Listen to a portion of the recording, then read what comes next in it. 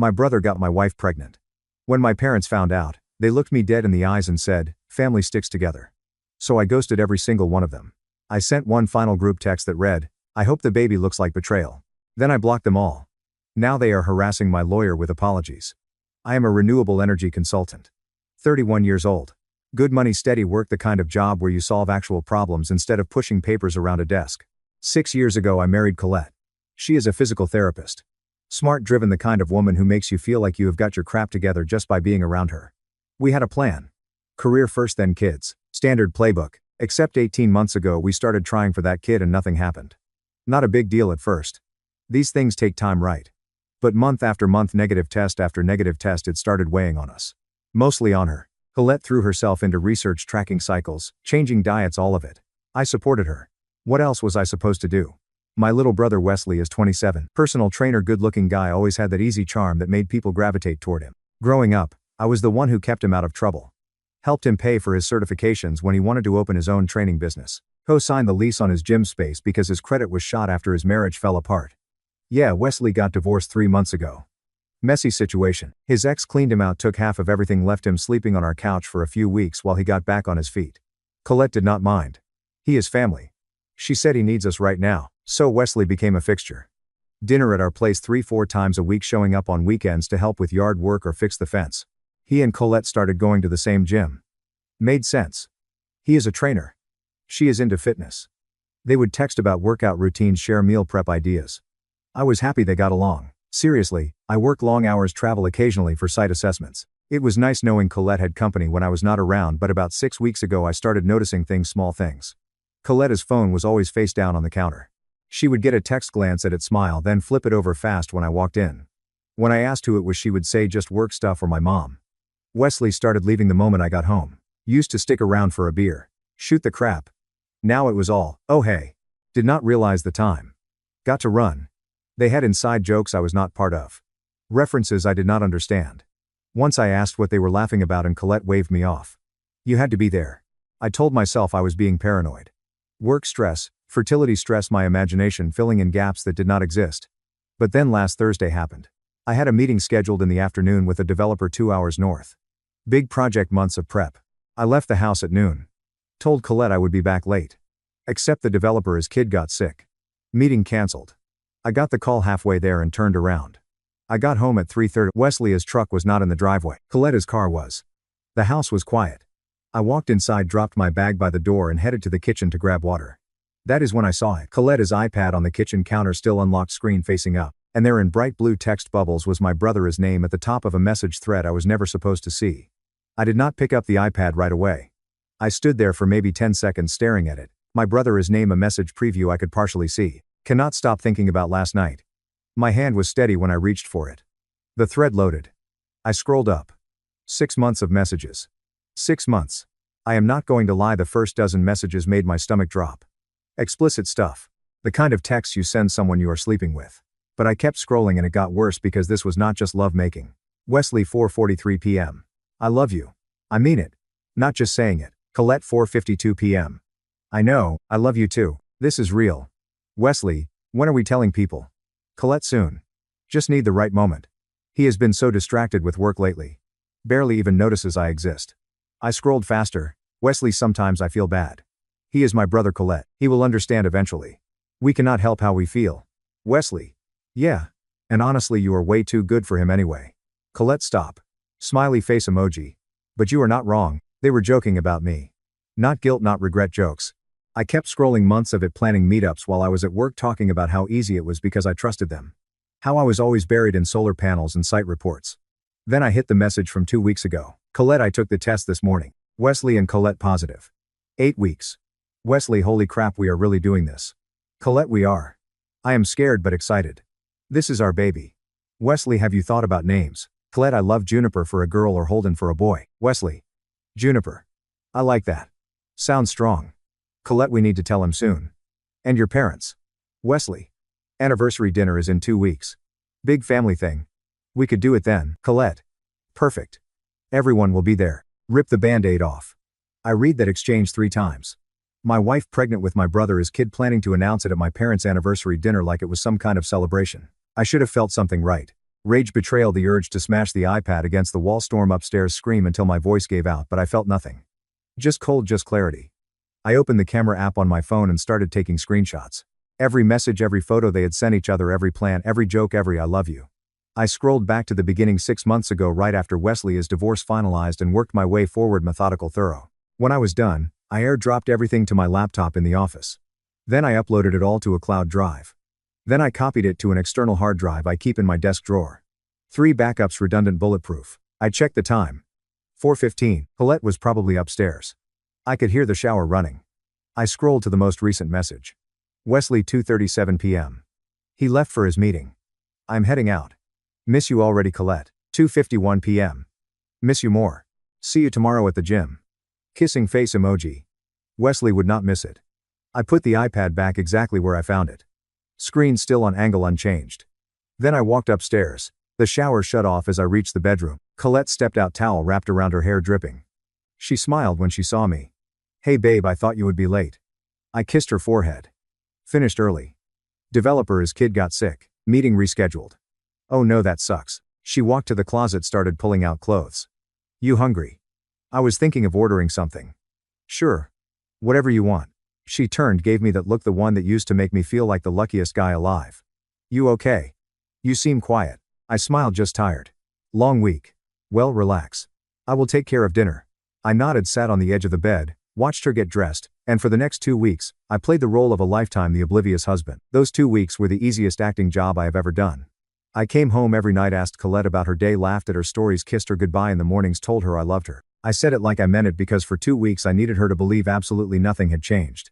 Wesley came over for dinner twice that first week. I shook his hand, asked about the gym, listened to him talk about his new clients, his business goals. He even asked to borrow $200 for equipment repairs. I Venmo'd him right there at the table. Thanks man. I will get you back next month. No rush. Family, right? He smiled. Colette smiled. I smiled under the table. My phone was open to the cloud drive with 6 months of evidence. They got sloppy. That is what happens when you think you have won. Colette stopped hiding her phone as much. She would text Wesley right in front of me. Just tilted it slightly away, assuming I would not notice. I noticed everything. One night Wesley showed up unannounced. I was in the garage organizing tools. I heard his truck. Heard him knock. Heard Colette open the door. Hey you. Hey yourself. I walked around the corner just as they separated from a hug that lasted 3 seconds too long. Wes, did not know you were coming by. Yeah, was in the neighborhood. Thought I would say hi. Want a beer? Nah, I should get going. Just wanted to drop this off. He handed Colette a protein powder container. That brand you wanted. Got an extra one at the supplier. Aw, thanks. You did not have to. Anything for you. He caught himself, glanced at me. For you guys. You know what I mean. I smiled. Appreciate it, man. He left 5 minutes later. Colette went upstairs. I opened the protein powder container in the kitchen. There was a folded note inside, counting down the days until we do not have to pretend anymore. I love you. I took a photo of it, put the note back, sealed the container. While Colette played her role, I played mine. I called a divorce attorney. Not the family guy everyone uses. Someone 3 towns over. Someone discreet. Paid the retainer in cash. Brought the evidence on a thumb drive. She looked at it for 10 minutes. This is airtight. Infidelity intent. Premeditation. You have a prenup. Yeah. Ironclad. Separate assets. Infidelity clause. Then this will be fast. She will not get anything. The house my name only. I bought it 2 years before we got married. Good. Anything joint. Just one checking account for bills. I will handle that. When do you want to file? Not yet. I will let you know. I opened a new solo checking account. Transferred my half of the joint account out. Left exactly her half in. Changed my direct deposit. Updated my passwords on everything. Bank, email, insurance, streaming services. I pulled out my will from the file cabinet. Old one named Colette as beneficiary with Wesley as secondary. I drafted a new one on my laptop. Beneficiaries, 2 childhood friends, a cousin I actually trust. I did not file it yet, but I had it ready. Then I waited. The anniversary dinner was on Saturday. 40 years of marriage for my parents. Fancy Italian place downtown. Private room. Whole family invited. I bought them a gift card. Colette wore a blue dress. I told her she looked beautiful. She did. We drove there together. My parents were already seated when we arrived. Mom hugged us both. Dad shook my hand, kissed Colette's cheek. So glad you could make it. Where is Wesley? He is coming, Colette said, running a little late. We sat down. Appetizers came. Conversation flowed. Work, weather, neighborhood gossip. Mom asked about our baby plans. Colette glanced at me. Actually, we have been meaning to talk to you about that. Oh, let us wait until Wesley gets here, I said. 15 minutes later, Wesley walked in, apologized for being late, sat down next to Colette directly across from me. I watched them. They kept catching each other's eyes. Little smiles, nervous energy. My mother noticed too, but she did not look confused. She looked excited. Entree arrived. We ate. Dad told stories about when he and Mom first got married. Everyone laughed at the right moments. Then, as dessert plates were cleared, Wesley stood up, cleared his throat. Everyone, Colette and I have an announcement. My mother, his hand flew to her chest, but not in shock. In anticipation, that is when I knew. They all knew. Wesley kept standing. Colette stood up next to him, took his hand. My father sat down his wine glass. Wesley looked at me first, then at our parents. This is not easy to say. But Colette and I, we have fallen in love. My mother smiled. Actually smiled. We have been seeing each other for a while now, Colette added. Her voice was shaking, but not from fear, from excitement, and we are going to have a baby. My father exhaled, reached over and squeezed my mother's hand. We know this is complicated, Wesley continued, but we wanted everyone to know. We are committed to each other. This is real. I sat there silent, watching. My mother stood up, walked around the table, hugged Wesley, hugged Colette. Oh, sweetheart, we are so happy for you both. My father raised his glass. Love works in mysterious ways. What matters is that you are both happy. And that baby, he paused, looked at me for the first time. That baby is going to be a blessing to this family. I still had not moved. Wesley sat back down. Colette sat too, right next to him now instead of next to me. My mother returned to her seat, dabbing her eyes with a napkin. Happy tears. Then she turned to me. Honey, I know this is a lot to process. I looked at her, said nothing. We have suspected for a while now, my father added. Notice the way they looked at each other. Your mother and I talked about it. These things happen. It is nobody's fault. Nobody's fault. The important thing, my mother continued, is that we work through it as a family. We stick together. That is what we have always done. Colette reached across the table toward me. I looked at her hand like it was something rotting. She pulled it back. I never meant to hurt you, she said. Her eyes were wet. Neither of us did. It just happened. Things like this do not just happen, I said. First words I had spoken since Wesley stood up. Everyone went quiet. They do, Wesley said. I know you are angry. I am not angry. My voice was flat. Calm. Wesley blinked. Then what? I looked around the table. At my parents, at my wife, at my brother. You all knew, I said. My mother opened her mouth. Sweetheart, how long? Silence. How long? My father cleared his throat. Your mother noticed about a month ago. She mentioned it to me. We decided to let them tell us when they were ready. A month. They had known for a month and said nothing. I looked at Colette. When were you going to tell me? Or were you just going to let me figure it out when the kid popped out looking like him? That is not fair, Wesley said. Fair. I laughed. Once. Short. You are sleeping with my wife and I am the one being unfair. Do not make this ugly, my father said. We are trying to handle this with grace. Grace. Yes. Family forgives. Family moves forward. He leaned toward me. That baby is going to need all of us, including you. You will always be uncle. Stop. My mother reached for my hand. I pulled away. Honey, please. Let us talk about this like adults. You are hurt and you have every right to be. But that baby did not ask for any of this. Neither did Wesley or Colette. Sometimes love, just love. I stood up. You think this is love? Colette stood too.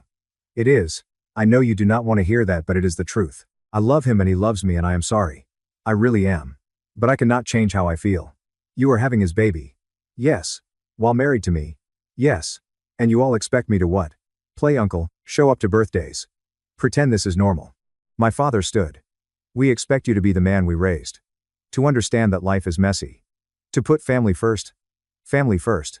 I looked at Wesley. He met my eyes. There was guilt there, but not enough. Not nearly enough. Say something, he said. I picked up my napkin, folded it, placed it on the table. Then I grabbed my jacket from the back of the chair. Where are you going? My mother asked. I did not answer. Honey, please. We need to talk about this. Sit down. Let us work through. I walked toward the door. Wesley called after me. Bro, come on. Do not be like this. I stopped, turned, looked at him, then at Colette, then at my parents, and I walked out. I heard my mother say something, heard chairs scraping, heard Colette's voice calling my name. I did not stop. I got in my car, drove home, and for the next 48 hours I became a ghost. I drove home, parked in the driveway, walked inside. The house was empty. Colette was still at the restaurant, probably crying to my parents, probably being comforted by Wesley. I went to my office, opened my laptop. My phone started ringing 20 minutes later. Colette, I let it go to voicemail. It rang again. Wesley voicemail. My mother. My father. Wesley again. Colette again. I turned the ringer off. Text messages flooded in. Mom, please talk to us. We love you. Wesley. Bro, I know you are upset, but we need to talk. Colette, where are you? I am worried. Please come back. Dad, this is not how we handle things. Call your mother. I set the phone face down on the desk. Then I got to work. First the will. I opened the document I had already drafted. Changed the beneficiaries removed. Wesley removed. My parents added 2 friends from college, who actually gave a crap about me, and a cousin who lived out of state. I saved it, printed it, signed it, sealed it in an envelope. Second, passwords. I went through every account, bank, email, utilities, streaming services, cloud storage, changed every single one, enabled 2-factor authentication on everything. Third, finances. I logged into the joint checking account. My half was already moved. Colette's half sat untouched. I took screenshots showing the split was fair. Then I removed my name from the account entirely. I was not taking anything that was not mine, but I was not leaving anything behind either. Fourth, mail. I went to the USPS website. Set up forwarding to a P.O. box I had opened 3 days ago. Fifth, my lawyer. I sent her an email. File the papers. Send them to her next week. I will be unreachable after tomorrow. My phone kept buzzing. More texts, more calls. I ignored all of it. By midnight I had packed 2 duffel bags, clothes, laptop, documents, everything I actually needed. The rest was just stuff. I slept in the guest room. Colette came home around 1 in the morning. I heard her crying in the bedroom. Heard her walk to the guest room door. She knocked. Please, can we just talk? I said nothing. She stood there for 5 minutes. Then she went back to the bedroom. The next day, Sunday, I did not leave the guest room. I heard her moving around the house. Heard her on the phone. Heard Wesley's voice at one point, probably FaceTime. More calls, more texts. Mom, this silent treatment is childish. We raised you better than this. Wesley, I get it. You need space, but you cannot ignore us forever. Colette, I am not leaving until you talk to me. I live here too. I opened my laptop, pulled up a new message. Group text. Added every number. Mom, Dad, Wesley, Colette. I typed slowly, carefully. I hope the baby looks like Betrayal, because that is all any of you will ever see in the mirror. I stared at it for 10 minutes. Then I hit send. The responses came immediately. I did not read them. I blocked. My mother is number blocked. My father is number blocked. Wesley is number blocked. Colette's number went to my email, blocked them all there too. Social media, blocked every platform. I grabbed my duffel bags, walked downstairs. Colette was in the kitchen. Where are you going? I walked past her. Stop. You cannot just leave. We need to figure this out. I opened the front door. I said stop. I turned, looked at her. You will get the divorce papers next week. Do not contact me. Do not come looking for me. We are done. You cannot mean that. I do. What about the house? What about our stuff? What about the house is mine? You have 30 days to move out. After that I am changing the locks. Her face went white. You cannot do that. I have rights. Check the deed. My name, only mine. I bought it before we got married. You have no claim. I stepped outside. This is insane. She shouted. You are throwing away everything because you are hurt. Because your ego cannot handle. I closed the door, got in my car, drove to a corporate apartment building across town, the kind of place where you pay month to month, no questions asked. I had already put down a deposit 2 days ago. I unloaded my bags, sat on the empty couch in the unfurnished living room. My phone, new number activated that morning, sat silent on the coffee table. No messages, no calls, just quiet. I closed my eyes. For the first time in 2 weeks I felt like I could breathe. My lawyer called me 3 days later. They will not stop contacting my office. Your mother, your father, your brother, your wife, sorry, soon to be ex-wife. They are desperate to talk to you. They are calling 10 times a day, sending emails. Your mother even showed up here yesterday. She did, yes. My assistant had to ask her to leave. She is claiming you have had a breakdown, that you need help. I do not. I know, but they are not going to stop trying. I asked her one question. Do I legally have to respond? No. Then tell them to lose my number. 3 weeks later my lawyer called again. Divorce is finalized. Judge signed off this morning. That fast. Prenup plus documented infidelity. She did not even fight it. Her lawyer advised her not to. What did she get? Nothing. Well, her personal belongings. Her car. That is it. No alimony, no assets, no claim to the house. Clean break. Good. There is more. Your brother has been trying to reach me, says he wants to make things right. Asked if there is any amount of money that would. No, that is what I told him. He did not take it well. I almost laughed. Anything else? Your mother has left 14 voicemails. Your father sent a registered letter to my office. It is sitting on my desk if you want it. I do not. Understood. Oh, and one more thing. Apparently your brother is gym closed. Could not make rent. I heard through a mutual contact. I did not ask for details. Did not need them. Wesley as Jim had been hanging by a thread. He had built it on borrowed money and blind optimism. When I co-signed his lease, I bailed him out. When I gave my 60-day notice to the landlord before the dinner, I had pulled that safety net. He did that to himself. I just stopped catching him. Thanks for the update, I said. You are welcome. And for what it is worth, you handled this better than most people would have. I hung up. That afternoon I went to the DMV, changed my address, officially updated my license, got new plates. I opened a new phone plan under a company account. Different number, different carrier. I deleted every social media profile I had. Not deactivated, deleted. Then I started building something new. My job did not change. I was good at what I did and my boss did not care about my personal life. I took on 2 new projects, traveled to sites in other states. Spent long days solving problems that actually had solutions. I found a therapist not because I was broken but because I wanted to process everything without turning into someone bitter. She asked me in our second session if I felt guilty. No. Angry. Not anymore. What do you feel? I thought about it. Relief. She nodded. That is healthy. I reconnected with old friends, guys I had lost touch with over the years. We grabbed beers, watched games, talked about normal crap, work, hobbies, nothing heavy. One of them asked about Colette. We split. Sorry, man. Do not be. He did not push. I appreciated that. I started running again. Something I used to do before life got complicated. Early mornings, empty streets, just me and the pavement. It cleared my head. I even went on a few dates. Nothing serious, just coffee conversations, seeing what was out there. One woman asked why I got divorced. Irreconcilable differences, I said. She laughed. That is the polite version. Yeah, fair enough. My lawyer called one last time 2 months after the divorce finalized. They are still trying. Your mother has hired someone to track you down. Private investigator. I think she wants to know where you are living. Can she do that? Technically yes. But I doubt she will find anything useful. You have covered your tracks. Well, if she does find me, you are not legally obligated to speak to her or anyone. Restraining order is an option if it escalates. It will not. How do you know? Because they are not looking for me. They are looking for forgiveness. Silence on the other end, and I am not giving it to them, I said. Another month passed. I heard through a former coworker that Colette had the baby. A girl, healthy, no complications. I felt nothing, not anger, not sadness, not curiosity, just nothing. The coworker asked if I wanted to see pictures. No, you sure? I mean, it is still kind of your. It is not. He dropped it. I moved out of the corporate apartment. Found a real place. 1 bedroom downtown, walking distance to good coffee and better food. I bought new furniture. Hung art on the walls. Made it mine. Some nights I sat on my balcony with a beer and watched the city move below me. I thought about my family sometimes. Not with longing, not with regret, just acknowledgement that they existed somewhere, doing whatever people like that do. My mother probably told everyone I had abandoned them, that I had overreacted, that I was cruel.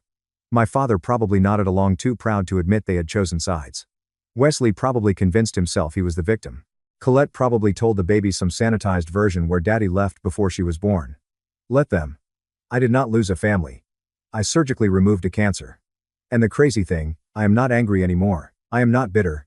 I am not even sad. I am just done. I wake up every morning in an apartment that is mine. I go to work I am good at.